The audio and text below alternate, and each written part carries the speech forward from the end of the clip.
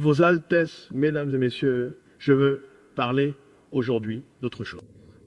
Quelque chose qui est au cœur des valeurs de bonne gouvernance et de progrès équilibré qui définissent ce forum unique. Hello, Taker.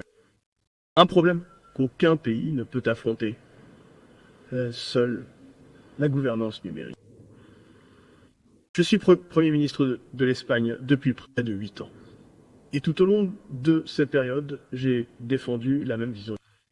Une vision où la paix passe avant tout, où les personnes sont au centre de l'économie, où le progrès ne se fait pas au détriment des plus vulnérables ou de la planète.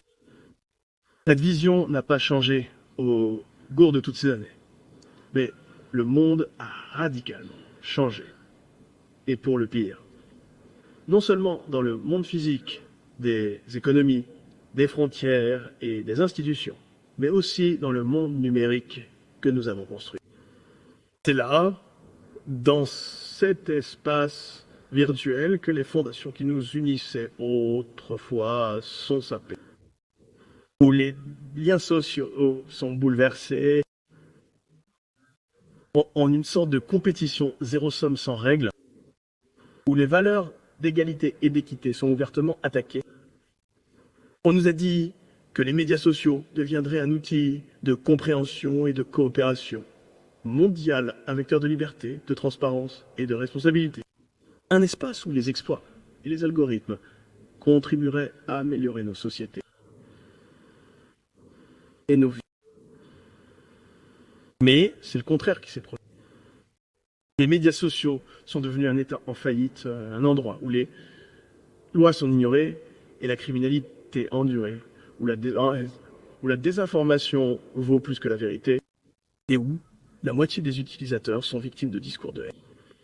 Un État en faillite dans lequel les algorithmes déforment le débat public et où nos données et notre image sont défiées et vendus. Rien que l'année dernière, TikTok a été accusé de tolérer des comptes malveillants partageant du matériel pédopornographique généré par l'IA. Le visage de vrais enfants, mis en faux nu, des corps nus.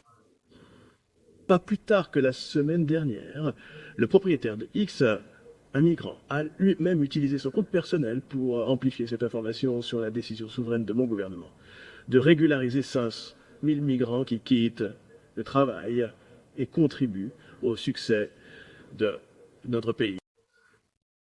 La même plateforme qui a permis à son groupe d'IA de générer du contenu sexuel illégal. En ce temps, Instagram a été accusé d'espionner des millions d'utilisateurs d'Android à travers le monde. Facebook a été utilisé pour déployer des centaines de campagnes de désinformation et d'ingérence étrangère pendant les élections nationales et régionales. Tous ces cas sont réels et récents et ne représentent que la partie émergée de l'iceberg. Un petit échantillon des nombreux crimes et inconduites qui ont lieu chaque jour sur les médias sociaux. Certains diront peut-être que si nous n'aimons pas les plateformes de médias sociaux, nous pouvons simplement les quitter. Que personne n'est obligé d'utiliser X ou TikTok. Et ils ont raison. Pour beaucoup d'entre nous, cela reste une option.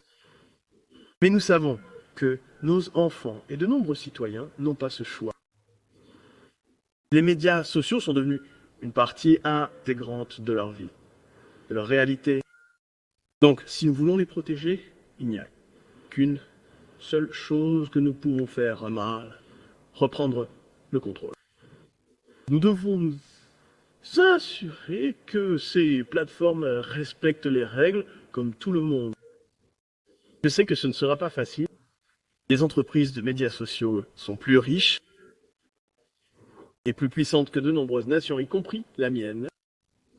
Mais leur puissance et leur pouvoir ne doivent pas nous effrayer, car notre détermination est plus grande que leur poche. L'année dernière, je suis allé à Davos pour mettre en garde les gouvernements contre les dangers des médias sociaux. Je suis maintenant ici, à Dubaï, pour vous dire et vous expliquer que l'Espagne joint le geste à la parole. Nous ripostons et nous continuerons de le faire.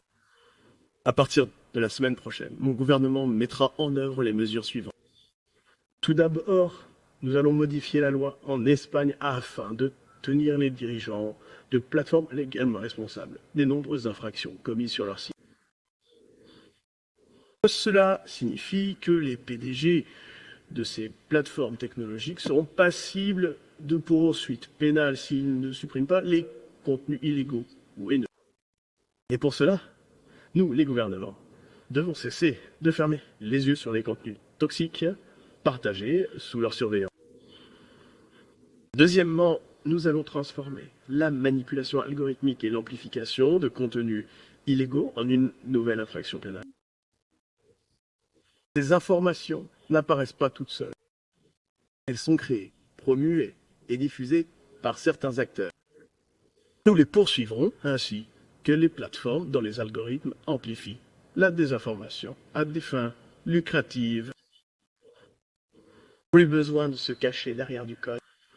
Plus besoin de faire semblant que la technologie est neutre. Troisièmement, nous mettrons en place un système d'empreintes, de haine et de polarisation pour suivre, quantifier et exposer la manière dont les plateformes numériques alimentent la division et amplifient la haine. Pendant trop longtemps, la haine a été traitée comme invisible et intraçable. Mais nous allons changer cela en développant un outil qui servira de base pour engager de futures sanctions. Car la propagation de la haine doit avoir un coût juridique, bien sûr un coût financier et un coût moral que les plateformes ne peuvent plus se permettre. Quatrièmement, l'Espagne interdira l'accès aux médias sociaux aux mineurs de moins de 16 ans. Les plateformes seront tenues de mettre en place des systèmes efficaces de vérification de l'âge, pas seulement des cases à cocher, mais de véritables barrières qui fonctionnent. Aujourd'hui, nos enfants sont exposés à un espace qu'ils n'ont jamais été censés explorer seuls. Un espace d'addiction, d'abus, de pornographie, de manipulation, de violence. Nous n'accepterons plus cela. Nous les protégerons du Far West numérique. Cinquièmement, et enfin, mon gouvernement travaillera avec notre procureur général pour enquêter et poursuivre les atteintes commises par Grok, TikTok et Instagram. Nous aurons une tolérance zéro sur cette question et nous défendrons notre souveraineté numérique contre toute forme de cohésion étrangère. Voici, mesdames et messieurs, les 5 mesures que mon gouvernement mettra en œuvre pour faire des médias sociaux un espace sain et démocratique. Ce devrait être les bons médias sociaux qu'on nous a promis.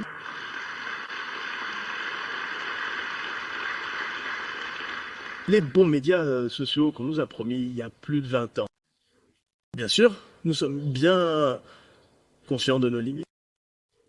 Nous savons qu'il s'agit d'une bataille qui dépasse largement les frontières de n'importe quel pays. C'est pourquoi je tiens à vous informer que l'Espagne s'est associée à 5 autres pays européens dans une coalition de la volonté numérique qui s'est engagée à faire respecter une réglementation plus stricte, plus rapide et plus efficace des plateformes de médias sociaux. Une coalition qui tiendra sa première réunion dans les prochains jours et qui mènera des actions coordonnées à l'échelle multinationale. Certains pensent que dans le contexte actuel où la souveraineté de l'Ukraine, de la Palestine ou de la Grèce est en jeu, ce serait une erreur de consacrer de tels efforts à un conflit périphérique qui ne touche aucun territoire physique. Mais ne vous y trompez pas, nous sommes confrontés à la convergence de 2 échelles. Un espace numérique sans responsabilité qui nous affaiblit de l'intérieur et un ordre mondial mis à rude épreuve de l'extérieur. Les deux exigent de la gouvernance, pas de la résignation. C'est pourquoi nous devons agir avec courage, unité et espoir. Car des moments comme celui-ci définissent des générations, et des générations comme la nôtre définissent l'avenir des générations à venir. Alors, relevons le défi. Choisissons la gouvernance plutôt que la résignation, la coopération plutôt que la fragmentation, la responsabilité plutôt que le silence. Rendons aux médias sociaux la terre promise qu'ils n'auraient jamais